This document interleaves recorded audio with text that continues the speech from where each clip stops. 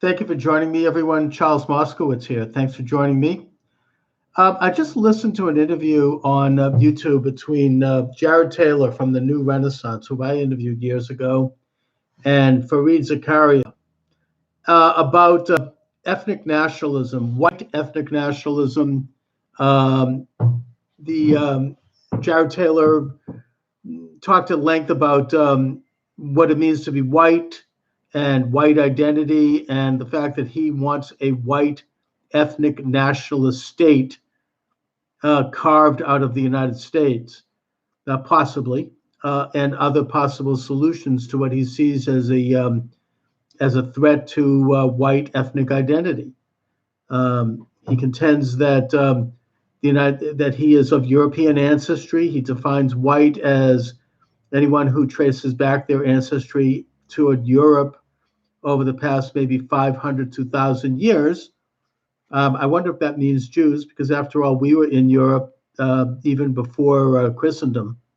But putting that aside, um, he emphasizes ethnic identity and points out that in this country, as a matter of public policy, and what he contends is a natural tendency, people do identify by their race in particular, specifically, and their ethnicity generally. And he points out that obviously Black people are identifying as such, and Asians and Hispanics and others, and that in the United States we have a policy of recognizing those things, like the Congressional Black Caucus, and we have Asian groups and Hispanic groups that represent the interests of those respective ethnicities, if not races. And that he says, well, if that be the case, why not have a white ethnic group identification? Why not have a Congressional White Caucus? And yeah, it's a complicated question. I generally fall on the spectrum of arguing that racial, even though I find the whole concept distasteful, but nevertheless, ethnic identity is a personal matter. It would be hypocritical of me as a Jew to suggest that race and ethnicity doesn't matter, because it matters to me. As a Jew, I mean, I think that Jared Taylor made the point that as a white person, he would like to perpetrate his quote race. He wants to see his daughters marry another white person, so he has grandchildren that look like him and that look like his grandparents. He thinks that there's a value in perpetrating that. And when I listen to that, I realize that again, it would be hypocritical of me to shake a finger of judgment on that, because I want the same thing for my daughter, to marry a Jew and to have Jewish grandchildren. I mean, it's he's right in that maybe there is something intrinsic about this. There's something that exists in the sense of a basic human desire to perpetrate one's ethnic background. I think that it's a complicated issue, however, and I don't think that race is really the main subject. Yes, there is a racial aspect to it. Again, it would be hypocritical of me to say otherwise, because there is a slight racial aspect to being a Jew, even though Judaism is an ethno-religious group. And even though you can become a Jew by converting into the faith, and you certainly can leave Judaism and no longer be of the faith, and as such of the ethnic group, nevertheless, there is a component to it that is, I guess you could say, tribal. And I'm not going to back away from that. I acknowledge that that exists. I would say that, however, it is a much bigger picture in that it's also a cultural identity, and it is a religious identity. There are a set of religious principles that make Judaism what it is, that are unique and that are separate from any other religion or any other ethnic group. And I would say the same thing is true of other ethnicities. Now, with Christianity, it's not so much a religion, but it is an ethnicity, whether it be German or French or Spanish or Italian. These are ethnicities, and there is something to be said for nation states that have achieved sovereignty to preserve those ethnicities. I don't have a problem with that. I think that is normal. I agree with Jared Taylor in that that's perfectly appropriate for nation states to do that, as long as they respect the rights of their minorities, and that their minorities have the option of also preserving their sub-ethnic identities within those sovereign states. Like, for example, he points out that in France, there are, or maybe it was Zakaria who pointed this out, that there are sub-ethnic groups like the Bretons and the Gascons and other groups, the Corsicans. And while they are part of the French state, and while they speak the French language, they also maintain a separate ethnic and cultural identity, and in some cases, a linguistic identity as well. And that is perfectly fine, and there's nothing wrong with them promoting that and trying to preserve that experience. It is a group experience that goes back many, many centuries, if not thousands of years. And, they want to have a certain, and in a sense, maintaining a degree of control over that is part of sovereignty. It's part of individual sovereignty, the right to maintain an ethnic sovereignty, or certainly, and that ethnic sovereignty can include factors of religion, culture, and even race.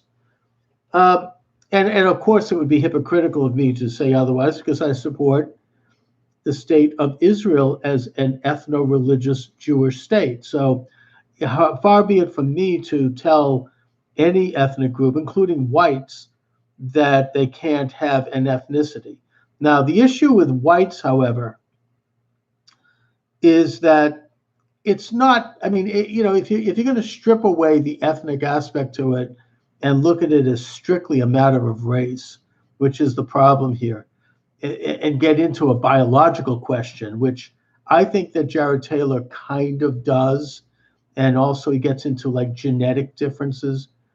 That's where I kind of draw a line, because I think that runs against not only my idea as a Jew, but I think it runs against the Christian ideal as well, which is that all men and women are created equal and in the image of God. Now, that doesn't mean that we are all equal as individuals. We're not. We're all different, and we all have inferior and superior aspects to our personalities. It's a very complex thing. We have different skills based upon not only our situation of birth, but our experience, our education, our individual internal life, our drive. There's an element of luck to it.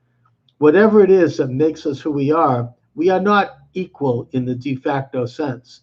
We are different, and we have different skill levels and different qualities that make us different. And that's a normal thing. I observe that. We all do.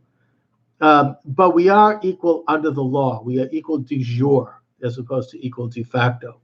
And that is a religious as well as a secular and civic concept in the United States, anyways, which is to say that we're born equal, we die equal, and we have equal rights under the law. When we're citizens, we have the same right to all of the benefits and advantages and blessings and opportunities as any other citizen. Now, whether we take advantage of those, whether we can take advantage of those, that's a different question. That's a question of politics and culture and of individual ability. But we are under the law de jure equal, which is where I draw the line between what I view as the American conception and Jared Taylor's ethno-national conception. The United States, one of the reasons why I believe we are an exceptional nation is because we're not based upon race.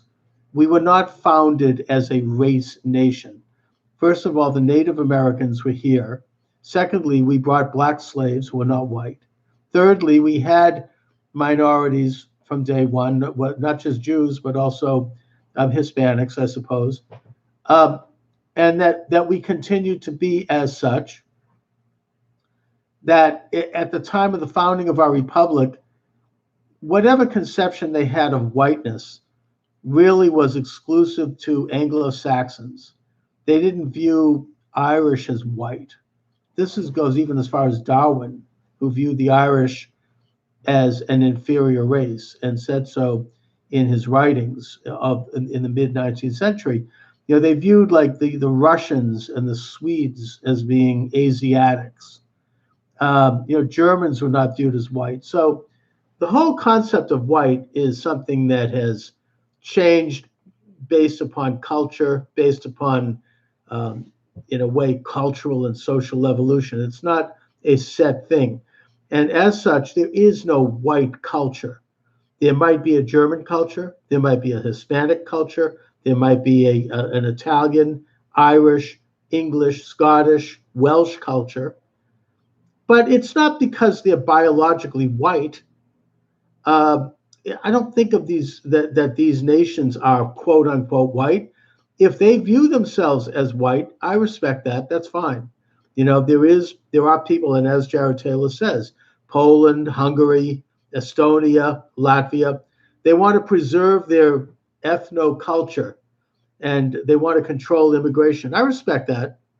That's their right to do so. That's a national sovereign question.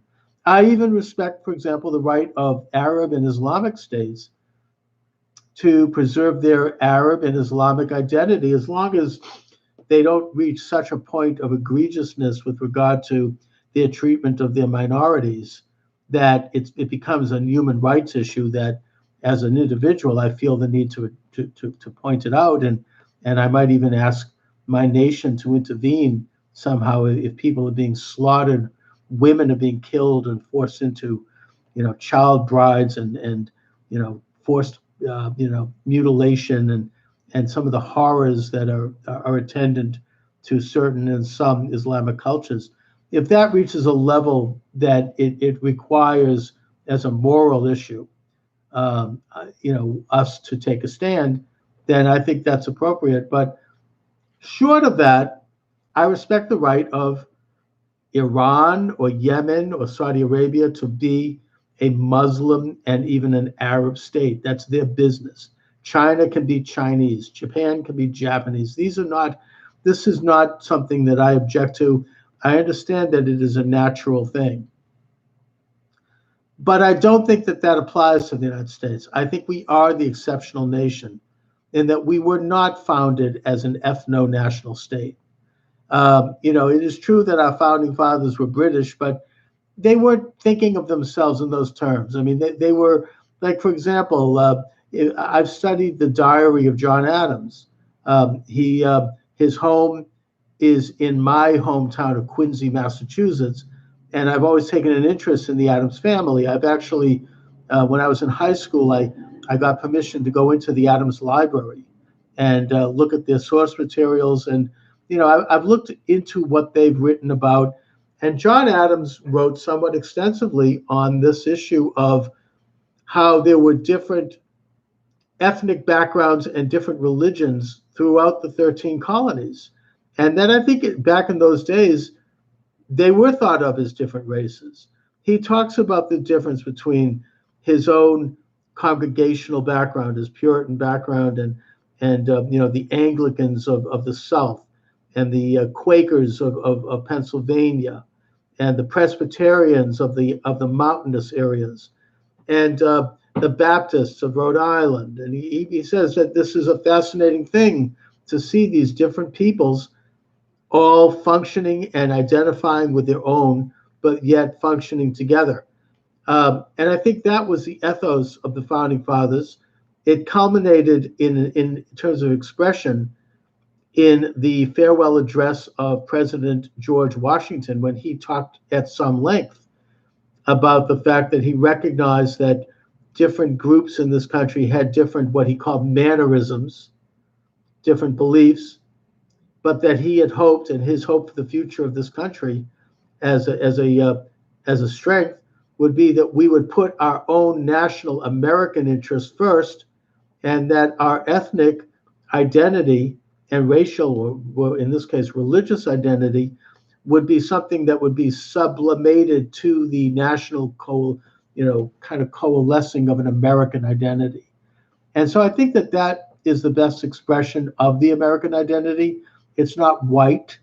It is based upon ultimately the individual under God, which is a Christian concept and a Jewish concept, and that as such, we as sovereign citizens are free to be who we are and relate to our ethnic background, our religious background, our racial background in any way we see fit.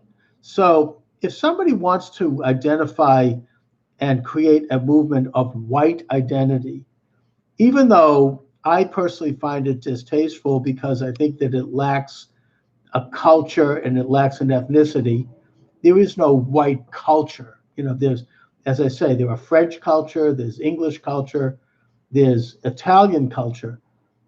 But even in that context, I respect their right to do it. I respect their right to advocate for their own interests as they see fit.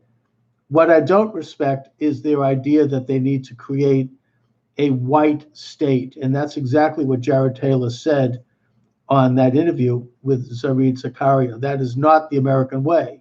That is un-American.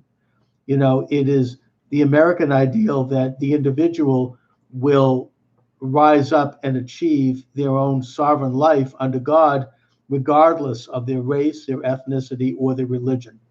Now, having said that, I'll also point out that there are some ethnic groups that may not be as amicable to or as assimilable to those ideals. Another subject for another day, and that not every ethnic group is the same, not because of their ethnicity, but mostly because of their culture and their experience. And so I think with every ethnic group, we have to ask ourselves, not about their race, not even about their ethnicity, but whether or not they as a culture are amicable to assimilating into the American culture. The Jews are totally assimilatable in the American culture while maintaining our own ethnic and religious identity as a subculture. Same thing is true with the Irish, the Italian, certainly with Catholics. That was a question in the 19th century, whether Catholics could be loyal to the Constitution or whether they'd be loyal to the Pope. Obviously, they're loyal to the Constitution. They perfectly assimilate into American culture while maintaining identity as they see fit. That's appropriate. I also do not think it's a great idea to have these sort of forced integration plans where people are shifted around by change agents and social engineers.